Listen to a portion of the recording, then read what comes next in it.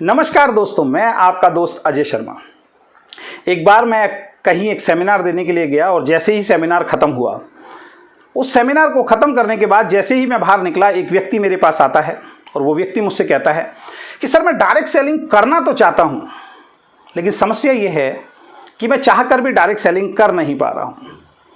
मुझे बड़ा अजीब लगा। मैंने उससे सवाल किया कि यार, तुम करना भी चाहते हो लेकिन फिर भी कर नहीं पा रहे, उसके पीछे का रीज़न क्या है? और उसने जो रीज़न बताया वो आपको भी जानना बहुत ज़्यादा ज़रूरी है। उसने बोला, मैंने देखा है डायरेक्ट सेलिंग की कई कंपनियों के मैंने मार्केटिंग प्लान देखे हैं जो मेरे दोस्तों ने मुझे बताए थे, लेकिन आज जब मैं पीछे मुड़ के देखता हूँ, जिसने भी मुझे डायरेक्ट सेलिंग बिजनेस के बारे में बताया, आज वो सारे के सारे लोग या तो उस कंपनी को छोड़ के बैठे हुए हैं या उस कंपनी में सक्सेसफुल नहीं हुए हैं। तो मेरे हिसाब से डायरेक्ट सेलिंग में बहुत सारे लोग नाकामयाब होते हैं और ये डर मुझे डायरेक्ट सेलिंग बिजनेस करने के लिए आगे नहीं बढ़ने दे रहा है, निर्णय नहीं लेने दे रहा है। मैंने उस व्यक्ति की तरफ देखा और हंसते हुए मैंने उसको समझाने की कोशिश की और वही बात मैं आपको बताने की कोशिश करना चाहता हूँ।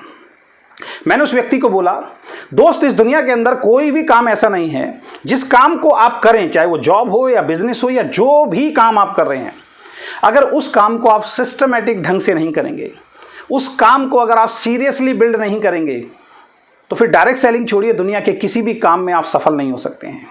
सेम अगर आप नेटवर्क बिजनेस की किसी कंपनी के अंदर हैं, डायरेक्ट सेलिंग बिजनेस के अंदर अगर आप हैं और यहां पे आने के बाद भी यहां एक सिस्टम होता है, एक सिस्टम डिजाइन किया गया है कि उस सिस्टम को फॉलो करके आप कामयाब हो सकते हैं। और मैक्सिमम लोग डायरेक्ट सेलिंग या नेटवर्क बिजनेस में आने के बाद उस सिस्टम को फॉलो नहीं करते हैं और ये नेचुरल है। जब आप सिस्टम को फॉलो नहीं करोगे, सीरियसली अगर आप काम नहीं करोगे, सीरियसली अपने बिजनेस को बिल्ड नहीं करोगे, तो 100% फेलियर होने के चांस आपके हो जाते हैं। और यही सबसे बड़ा रीज़न है कि मैक्सिमम लोग डायरेक्ट सेलिंग के अंदर जो हैं वो फेल होते हैं। उसका सबसे बड़ा रीज़न है वो सिस्टम को फॉलो नहीं करते हैं। ये सबसे बड़ा रीज़न है।